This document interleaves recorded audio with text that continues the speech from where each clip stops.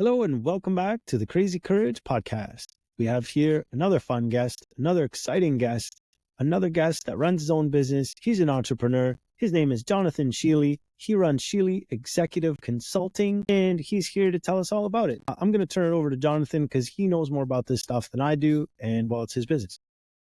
Awesome. Hey, thanks for inviting me, Nick. Yeah. So Scheeley Executive Consulting, it can be kind of confusing because even though my company's name is consulting, I'm a business and life coach.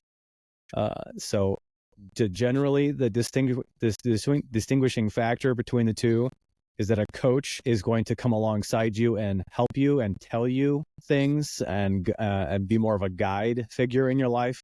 Consultant generally kind of embeds themselves in your company and does work right alongside you. And okay. I don't mind doing that with people depending on the project, but I focus on the coaching. It allows me to stay neutral without having really deep responsibilities in day-to-day operations. It allows me to stay wide in my perspective as well as I try to help lots of different kinds of companies in different areas. So yeah, it's been a great time figuring out even what that looks like. I tell people that I want to work with people that have companies that have a leadership team. I think that's important. 3 to 6 people can accomplish a whole lot more than a solopreneur. Not that I have anything against solopreneurs. Not that there's anything wrong with companies that have single persons at the top of the food chain. But I prefer to work with teams because it's more sustainable. I get a lot more joy out of working with teams. And so leadership teams of 3 to 6, and then the monetary bracket that I work with is companies that are making a revenue of 1 to 15 million in US dollars. Okay. There's some reasons behind that. If you're under $1 million, you're in what Dave Ramsey calls the treadmill stage, where you're really just trying to make ends meet. You're not really figuring out what is working yet in your company. Over 15 millions and financially, I'm out of my depth. So I'm passing you off to someone else who can really help you with the more tricky versions of business at that level. But that's a sweet spot. 1 to 15 million, you have a lot of potential. Yep. You've come through some things. You're probably a little bit older of a company. Business age is really relative as far as what's old. You can go through a 10-year cycle and still be a young company, or you can come through 10 economic turbulent years and be a really old company. So that 1 to 15 million really helps with the revenue. My final formula, if you want to say, is I want you to already be a growing company as far as your mentality. I'm not in my role as a coach to help people just make lots of money. I want to help people have what I call the double win. You want to win at work and succeed at life. And they go together. So that's why I'm both a business and a life coach. I teach personal productivity and how to effectively set and maintain personal standards and growth goals alongside business standards and growth goals, because they're two very different things and they come from a different place mentally and emotionally. But I love doing both because a lot of times small and medium-sized businesses, they're run by people who know each other really well. And so things get emotional, things get tense, and it's important for people to know that they're growing alongside someone who's also growing. That's the perspective that I use when I'm choosing clients. I'm not particular. I'm not at the point where I can just turn away anyone just because I don't like them. I'd love to be bigger and that kind of thing. But at this point, those are the people who I prefer to work with. Those are the ones who get preference. I mean, and I expect you'll have a higher level of success working with those kind of clients because you can relate to them better. Yes. And part of that has to do with the characteristics of companies that are in that niche. You're not probably going to be in a very complicated business if you're in the 1 to 15. You might be, but you're probably not. So that rules out a few industries where the overhead is a lot larger. Because it's revenue of 1 to 15, not profit of 1 to 15. Yeah. That rules out like most financial institutions are not for me because they're doing a lot bigger revenue than that.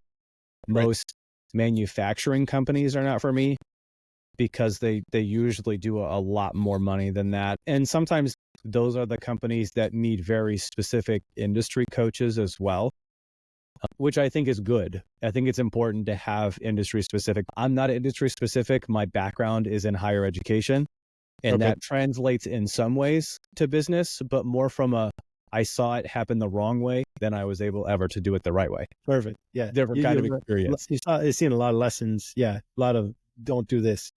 That's Exactly. fantastic. Do you have specific, now you said you're not industry specific, but do you tend to lean towards any industries in particular? Not really, not at this point. I haven't been doing it for a super long time. And so my clients kind of come in waves. Basically, it's connection groups, right? So it's networked connections that end up having had a good experience with me, suggest me to someone else. I do have a couple of like CPAs and bookkeepers. That's a different level of financial management. It's not like insurance, and it's not portfolios and such. So bookkeepers and CPAs, service-based institutions, I work really well with because the principles translate directly, and they can make some really easy pivots in their businesses because it does rise and fall on leadership. So I like working with trades companies. They usually are leaving money on the table because they don't know how the business components are structured. They're really good at the trade that they're good at, and they enjoy that. But if they just make a few tweaks here and there, they're just good at what they do, right? The business side of things tends to be something that's very secondary for them. They avoid it as much as they can from my experience. Yes. The guys coming to do your plumbing, to do your landscaping, to do the drywall, whatever. Those guys are really good at what they do. There's no doubt about that. But I think you're right. They probably do leave a lot of money on the table because they're just not maximizing their marketing, the admin. They're just barely touching those things and doing it kind of as needed. But they need someone like you to maybe just show them the light, I would think. And that's really what I love about what I do, is the aha moment.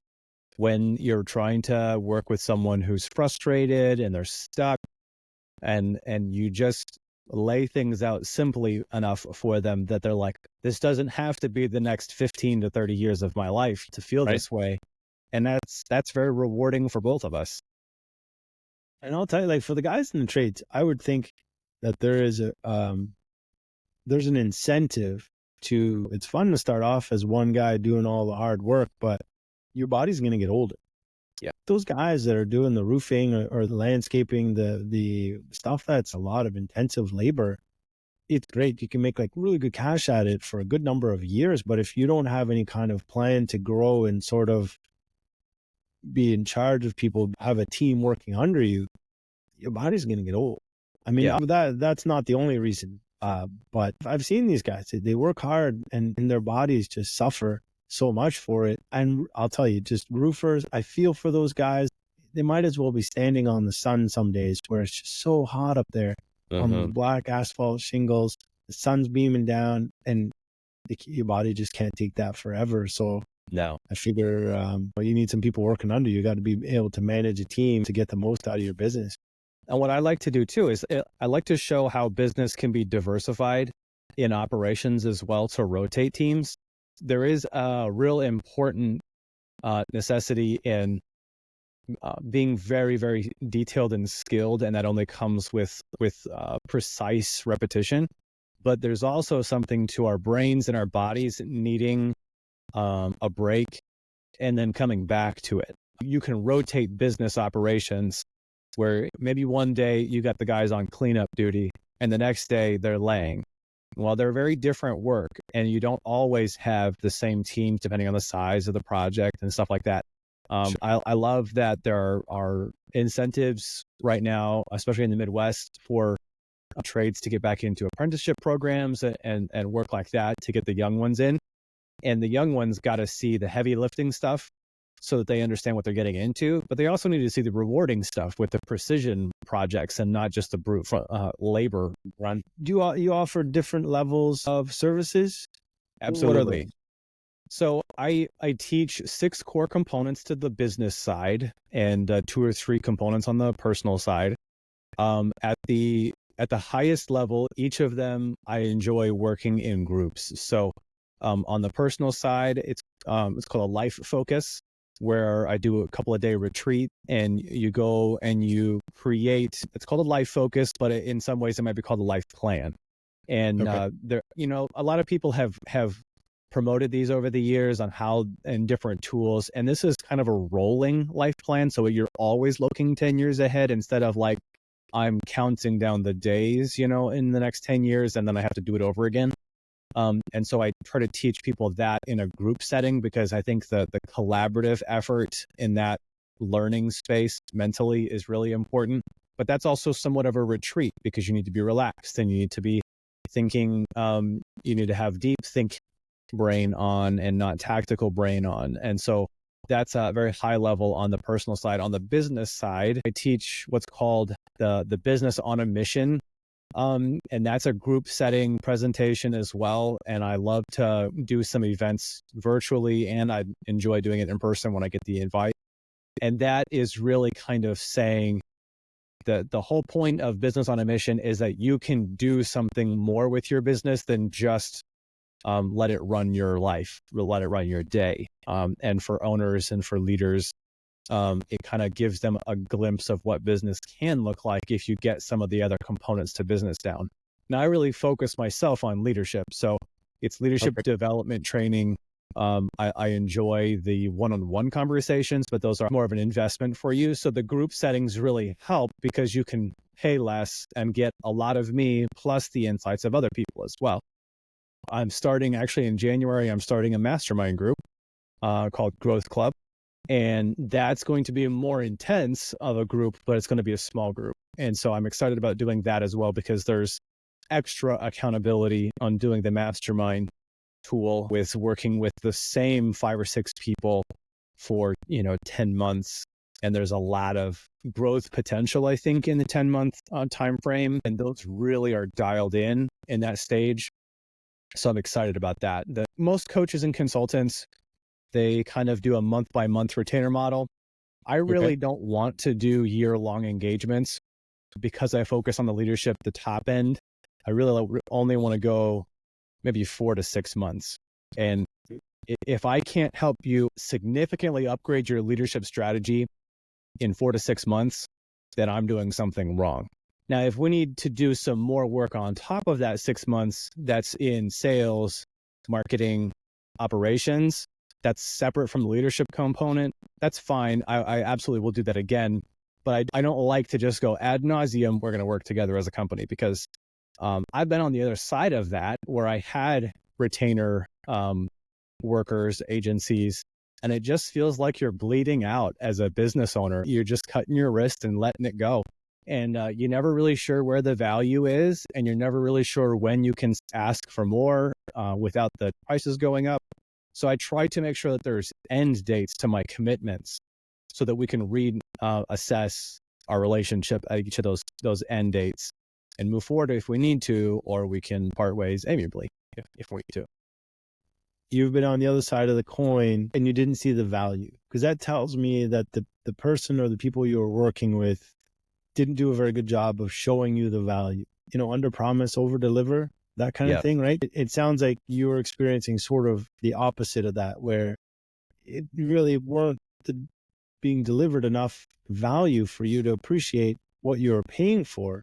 Yeah. Um, And I think it was different too in my instance, where I wasn't in control of those relationships either. I was just the point of contact. And maybe had I had the chance to drop the contracts and be a part of the initial discussions, that would have been different, but I inherited all of them. And because of uh, that, I think there was just a difference of opinion, especially because I significantly raised the performance and productivity of the department that I was leading. That made a difference. They weren't getting paid anymore, but they were expected to do more, and it wasn't good for them. And it ended up not being good for me either. might have worked for the people that were there before, and then you Exactly. inherited it. The relationship didn't continue in the same manner. But now I really focus on doing exactly what you said. I want to make sure that people are seeing here is where the value is in our working together. As a coach, usually I'm working with 5 to 10 companies at any given time.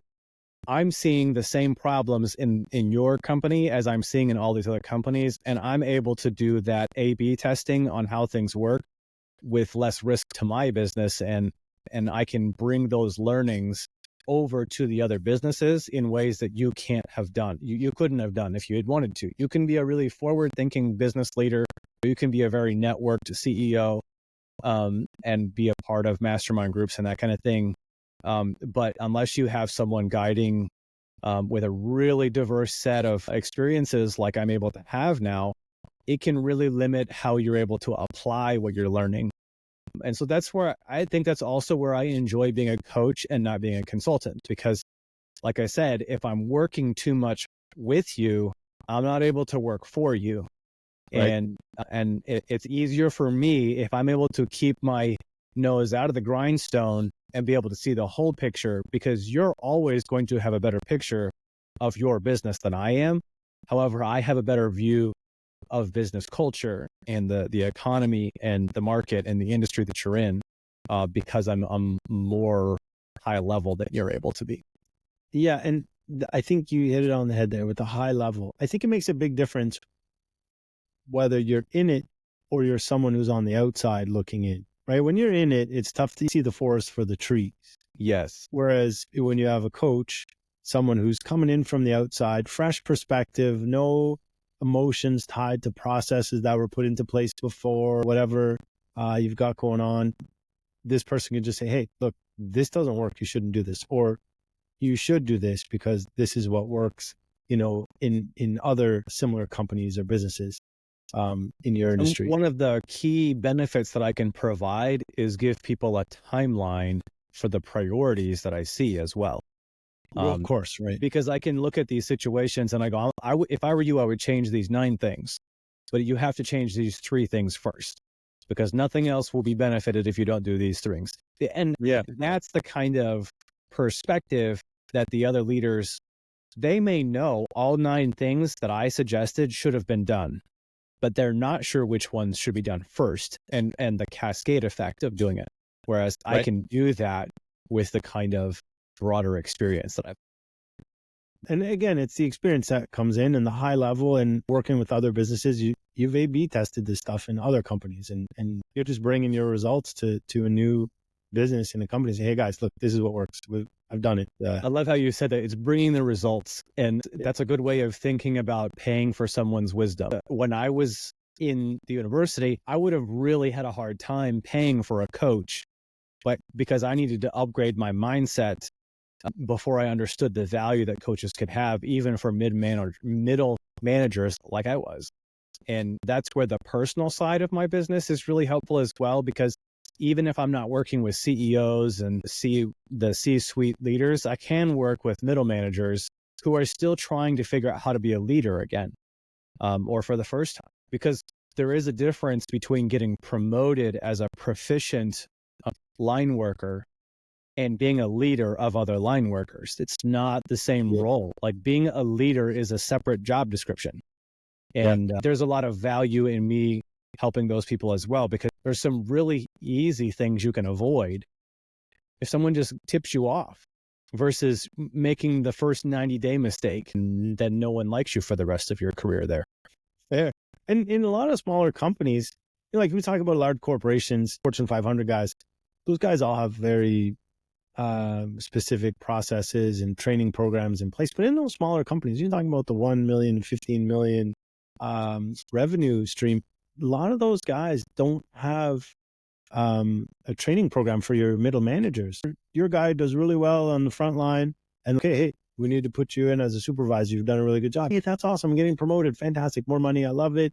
And then they get to the new job. They're like, I don't know how to handle people. I don't know how to set up processes or procedures. I don't know how to implement any stuff. And it's not stuff that at that size of a company is likely going to be trained.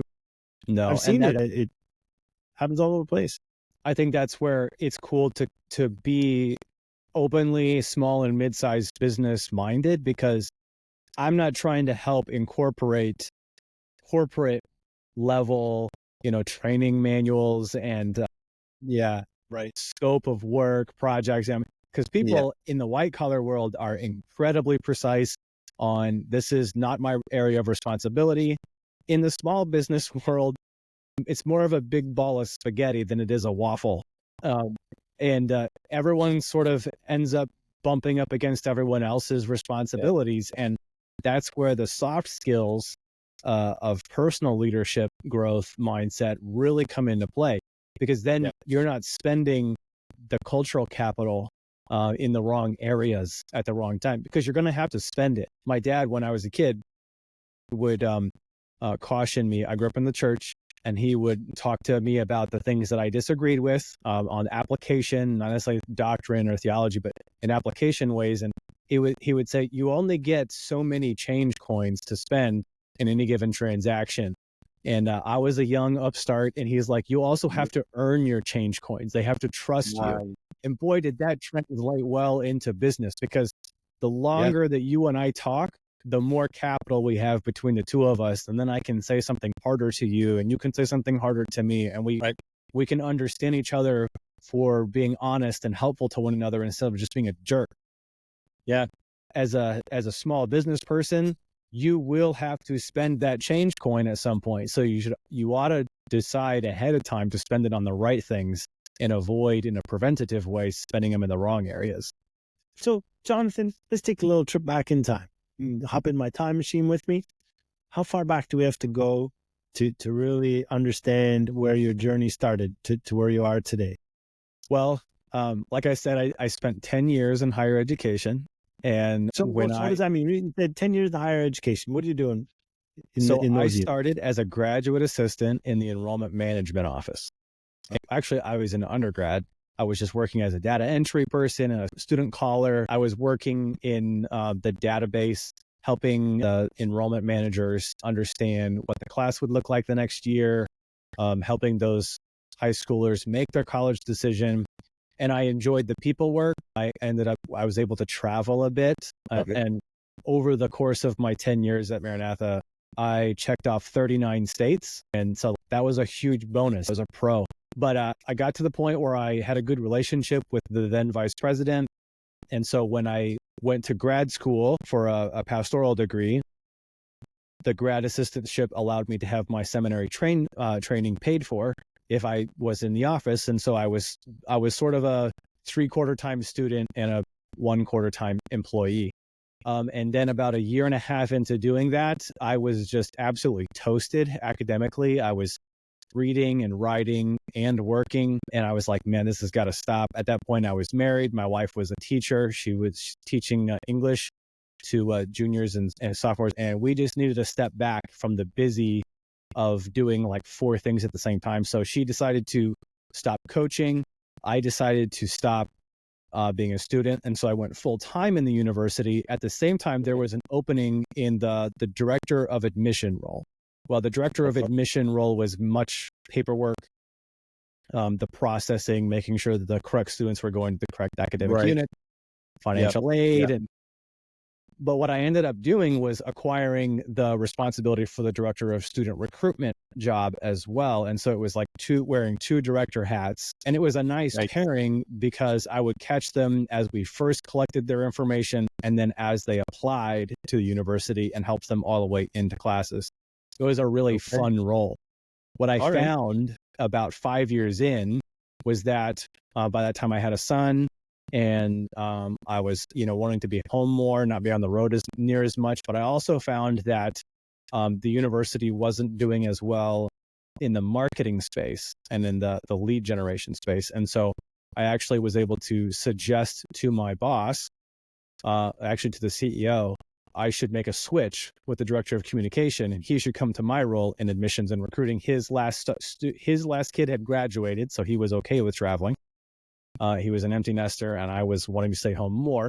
So it was a good switch, because internally that wasn't a hard thing for me to do. I went from doing lots of data, lots of traveling, and lots of speaking, to office of the president in communications and marketing role.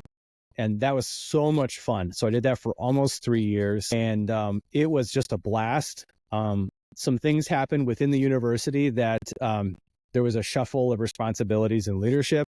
And then my new boss came, my mentor for the whole of my professional career. He retired, and I'm thankful he was able to. But his replacement and I didn't really get along that well for a host of reasons. And so I decided to resign first. And then I decided to get into a different career because I applied for a bunch of director of communication roles in corporate spaces. And I only heard back from one. I applied for 200 jobs and I only heard back from one. And so that gave me a little bit of an insight into how what people say about the job market being hard. That's what they meant, is that people just didn't even respond. So what I ended up doing, I gave them a 6-month, this is my 6-month notice, more than enough time to help me close up with fidelity and with integrity, and also gave me a time to figure out what in the world I was going to do. And as I was sitting with my wife, we were talking about it. I was like, you know what? I enjoy the component of my job where I was teaching marketing to the academic unit leaders. So the School of Business, the Department of Humanities, they all had a hand in their own marketing, but none of them had any idea what marketing was. So I was doing a fair bit of teaching.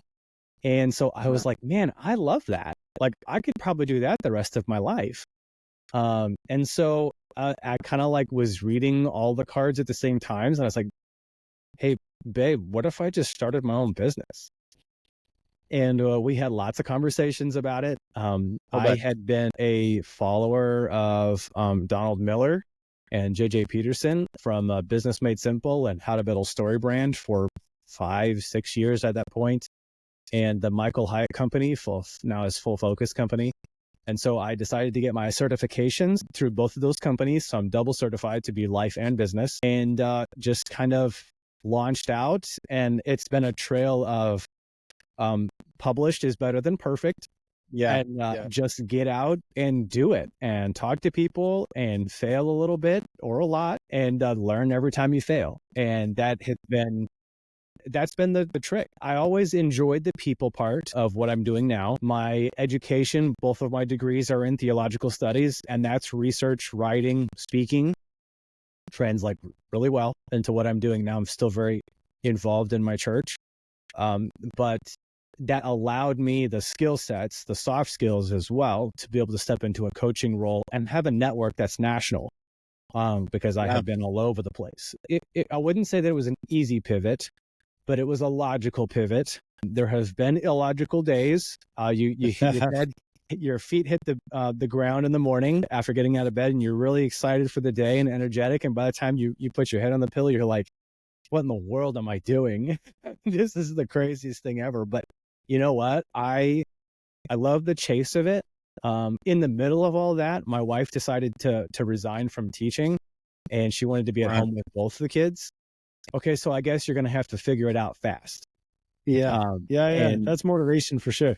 Yeah. And so it was like, you can either fail in a short amount of time, or you can fail in a long amount of time, but let's fail in the business stuff and not on the life stuff. So it has been an absolute joy to be at home and to reacquaint myself with even myself, and having some more reflection time and realizing how the corporate structure and the machine that is higher ed had affected my personal values and how I lived them out, and to be more honest with people, less diplomacy involved in coaching than there was in the higher ed world.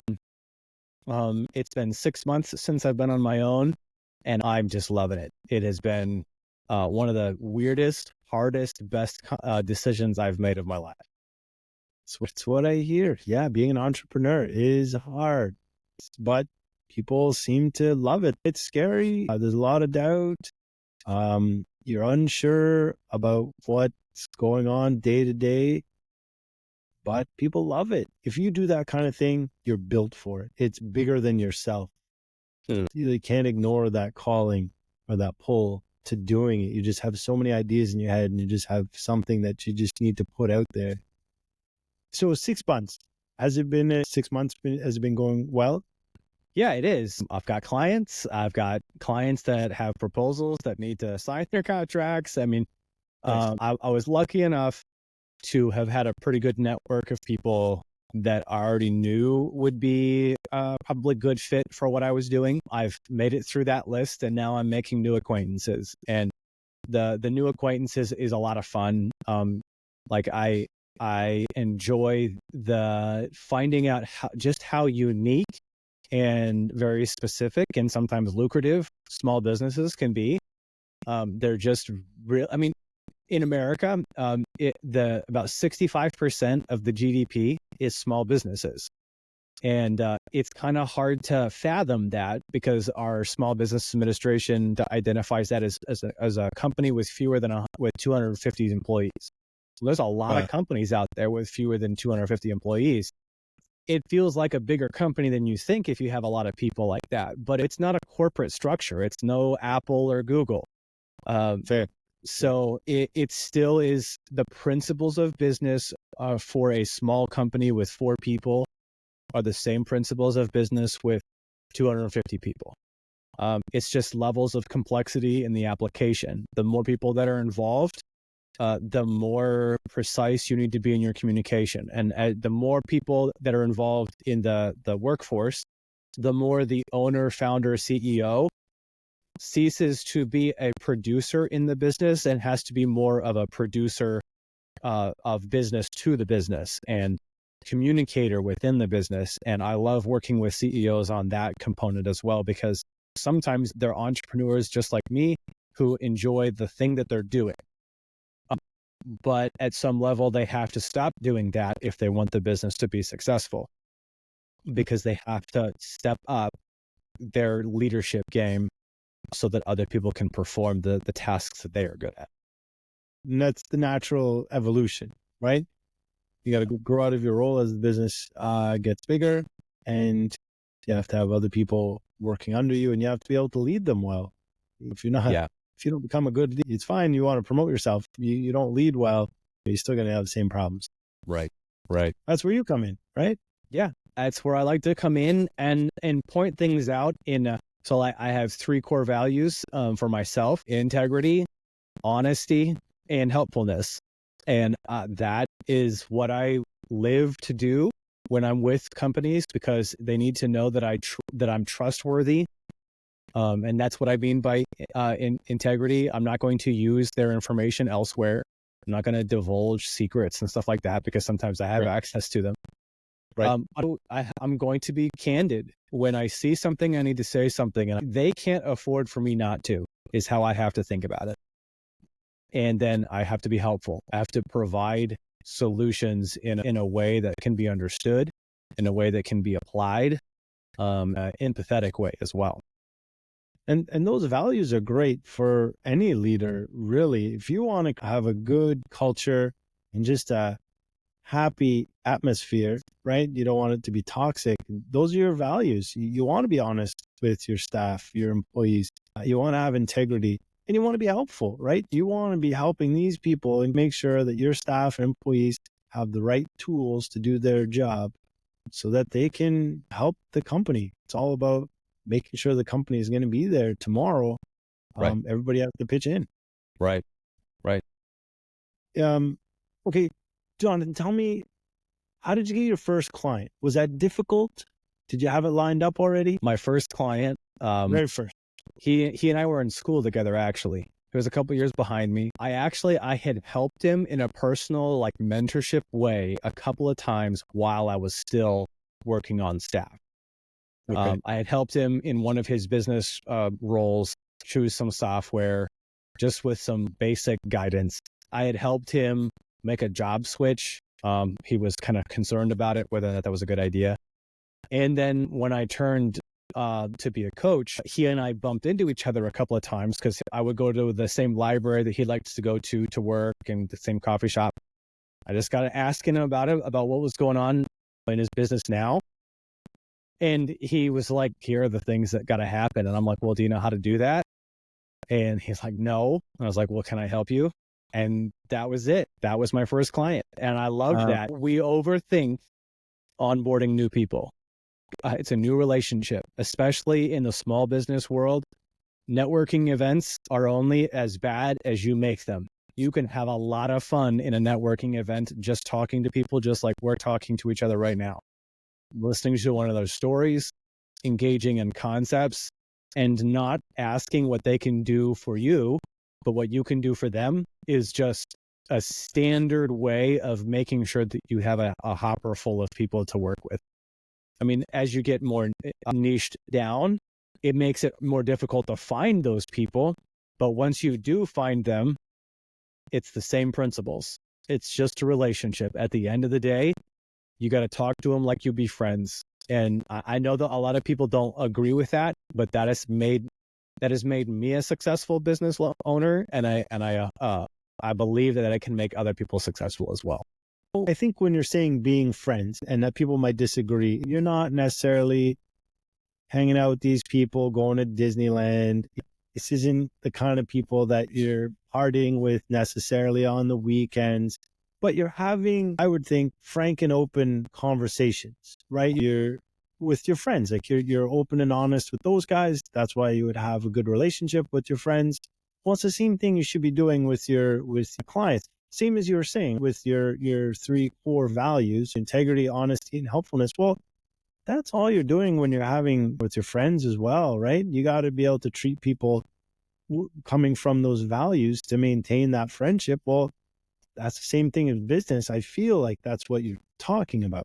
Right. When I work with my clients that are within my geographic region, it's even that much more important that I make them feel that they are capable of more than they think they are, because I'm not some city slicker. Like, I literally have had to say that before. Like, in these small town America companies, they're very proud of being rural. And I'm like, listen, it's not like I'm coming from white collar ivory tower world where our concepts of business are all different. No, I'm just the guy who's here instead of downtown, right? Like, we have the same values. That's why I live in small towns still. Even if I was able to build a new home someday in a new space, I would still want it to be somewhat rural, because I think there's something important about this part of our community and economy that's a lot more sustainable and powerful than a lot of people give it credit for, or at least they're not thinking about it that way. Because I find people in these small businesses who are incredibly content, who are incredibly good at what they do, and some of them are incredibly wealthy, but you just wouldn't know it because they live within their means. And it's a beautiful thing, right? I guess where I was going somewhere with that is, like, when you live in a small town, everyone sort of knows everyone. So my town is 25,000 people. So it's not like I know everyone, but everyone knows the person's style that you are, right? We all live in the same small town. We all have the same one Walmart to go to. It's not like we have tons of options, and we hang out in different spaces, but we all have the same shared pain points. And that's the kind of relationship building that you have to be doing. You have to understand that you're not better than someone else just because of whatever factors there are. As a coach, I just have a different skill set than they do. My skill set is nowhere close to some of these tradesmen that I get to interact with. I love the idea of doing a reno on my house. There's no way. I'm the exact same guy. I have so much respect for these guys that can walk into a room and be like, oh yeah, we'll just take down this wall. We'll put up something over here, put in some plumbing there, and we're good to go. And I'm looking at these guys and like, how do you even visualize these? Like, I would love to have that skill. I do not have it. These hands, you probably can't see them very well. These are office hands. No calluses on these. I'm not good at that stuff. I wish I had like the mental fortitude to be able to do it. It's just not within me. It's not how I think. I'm in a bad spot because I can visualize it. I just can't do it because I grew up with people who could, right? And then I would be their brute labor, right? Like, if I'm going to hang out with my guys, I'm going to go do this reno or whatever. And so I know what it's like. I just can't do it. And I don't have the patience to be as precise as they are. My father-in-law was a union painter for 25 years. And let me tell you, when he paints a bathroom, it takes him like 7 times longer than it would someone else because it has to be perfect. But if I painted the bathroom, I'd get it done a lot faster. But I'll tell you, it wouldn't be perfect. I don't have the patience either. That might be the other thing. I wouldn't even know where to start. So yes, tons of respect for contractors. Those guys know what they're doing. I think a lot of them, like you said, just need some help with the business side of things, which is great because that's where you come in and you can help them get to where they need to be successful, and really just take advantage of all the skill and expertise and experience that they've got behind them to to put some money in their pocket, have something to retire on. Really, a lot of these guys aren't really trying to be filthy rich or anything like that, but it'd be nice if they had some good income and a nice revenue and build some kind of business that they can sell or pass on, instead of just a one guy operation where he's like, well, I'm going to retire now, and that's it. You just stop working. You haven't actually built a business or something tangible that could be sold, and you don't have an asset. You don't have anything that you can pass on. One of the things that I really find joy in right now in this stage of business is connecting people as well, because there's so many people who connect with me thinking that I can help them on a specific thing, and I don't have the skill for it. And I'm totally fine with saying, no, that's not really me. But because of my experience with certification and stuff like that, I have access to all kinds of people who do have those skills.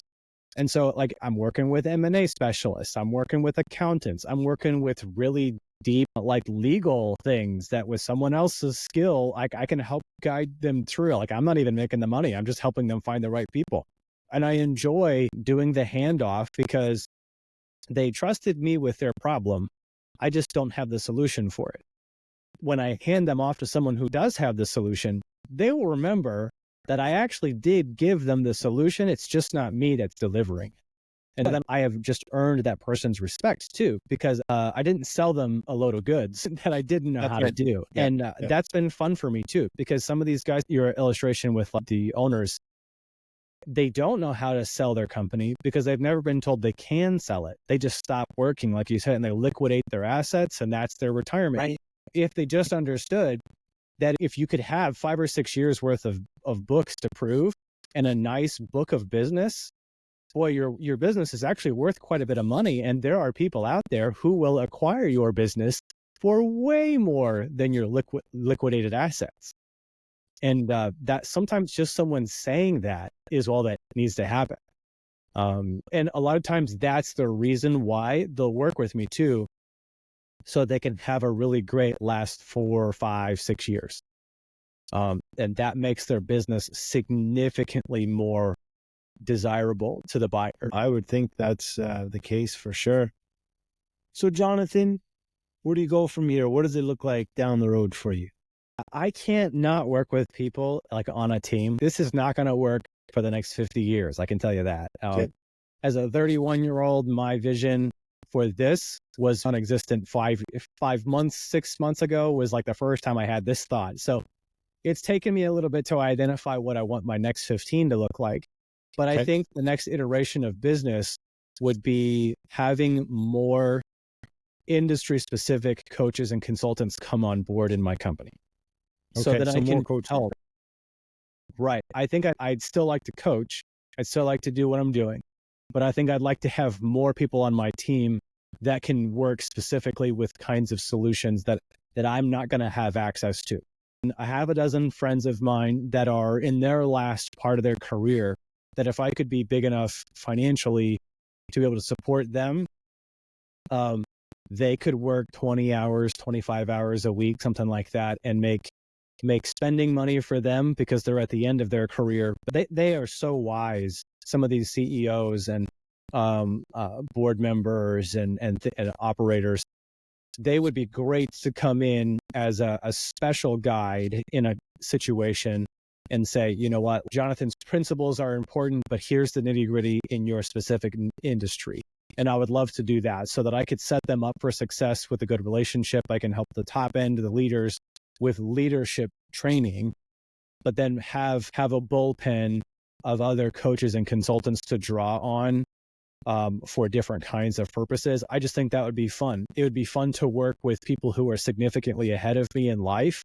There's a lot of wisdom to having those kinds of people around. I got a lady who's going to speak at one of my events here in November, and she has been a chief technology officer, chief information officer. She just has a wealth of experience because she's been around for, as technology changed, she can see how things will continue to change. Like the trajectory is easier for her to read than it is for me because I only have a shorter experience with it. And people Makes like sense. that are fascinating. They're fun to talk to. They're great counselors. And I just think that would be the next, and maybe additional certifications as well, because there's a bunch of them out there that will be very helpful for businesses with specific niche needs. And then part of that's just because I like learning. So I would like to continue to earning certifications and onboarding new coaches to work with me. And that is fantastic. You're talking about people who are maybe at the end of their, we'll say, traditional corporate careers. Right. But that's a lot of wisdom and knowledge that when they retire, that's it. It's just gone. But if you can give them some way of imparting that wisdom and knowledge to other people and helping them in different companies, different businesses, that's a really great thing, as opposed to just having that sort of knowledge drain when people retire. Because it's huge right now. We've had so many baby boomers that are just aging out. I mean, it was inevitable, but that's so much experience and knowledge, wisdom that just disappears when they stop working. I want to work in my garden for the next however long. Yeah. And they don't want to do that, right? Like they enjoy retirement for about 5 months and then they're stir crazy because they're used to a fast-paced, strategic thinking, high-level decision-making, and they have so much more to offer to culture and society. It's just not in their traditional ladder that they're used to. Right. And for a lot of them, they need to lessen their stress and they need to be in a position where they're teaching instead of decision making. Yeah, it's a win-win for sure. Less hours, less stress, less actual high-level decision-making, but really just imparting all that knowledge they've been hanging on to and they've built up. Like you said, the person who's been seeing all that technology change over the years, that person's going to understand the cycles and see the next one coming and be like, oh, hey, you guys should be doing this or that or preparing for this, because fun as technology is now, it's going to change inevitably. Yeah. And so to me, it just sounds like a great place to work as well with other people who are experienced, high level thinkers, like talking with high level thinkers. And if they can network within their company at a high level, I think that that's enjoyable for them. Obviously, I'll benefit massively from their experience, even in my own career, as I make decisions and move ahead and stuff like that. And I think I would enjoy acquiring a secondary business at some point to be able to prove the principles as well. I think there's something lacking in my resume that I've never owned my own business other than myself. I can say I'm a small business owner, but it's me, myself, and I. If I got to complain to HR a problem, it's just turning around.